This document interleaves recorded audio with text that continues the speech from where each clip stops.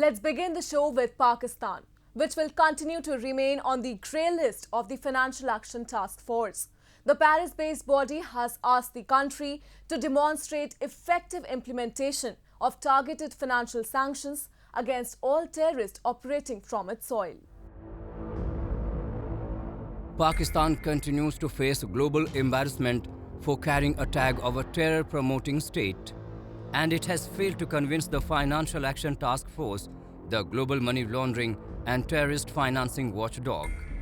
After a 4-day plenary meet held virtually in Paris, the FATF has decided to keep Pakistan on its grey list till June this year and have asked it to demonstrate effective implementation of targeted financial sanctions against all 1,267 and 1,373 designated terrorists. FATF had placed Pakistan on the grey list in June 2018 and asked Islamabad to implement a plan of action to curb money laundering and terror financing by the end of 2019, but the deadline was extended later due to the COVID-19 pandemic. Pakistan has committed to an action plan with 27 items. 3 items are outstanding.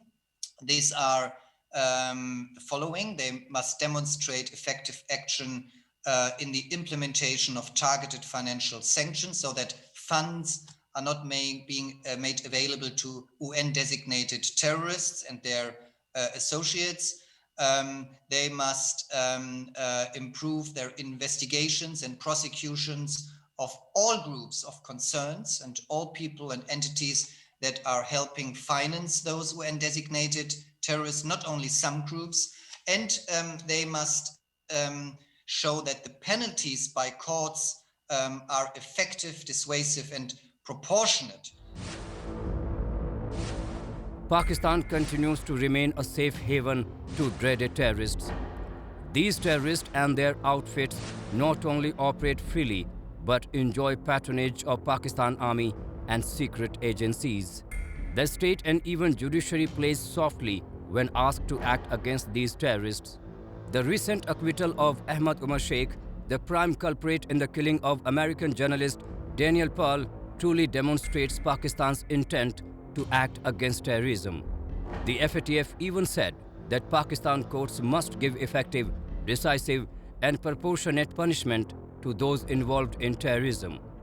Among the UN-designated terrorists are India's most wanted terrorists such as Jaish-e-Mohammed Chief Masood Azhar, Lashkar-e-Taiba founder Hafiz Saeed, and the outfit's operational commander Zakir Rahman Lakhvi. Azhar, Saeed and Lakhvi are most wanted terrorists in India for their involvement in numerous terrorist acts, including the 26/11 Mumbai terror attacks and the 2019 bombing of a CRPF bus in Jammu and Kashmir's Pulwama.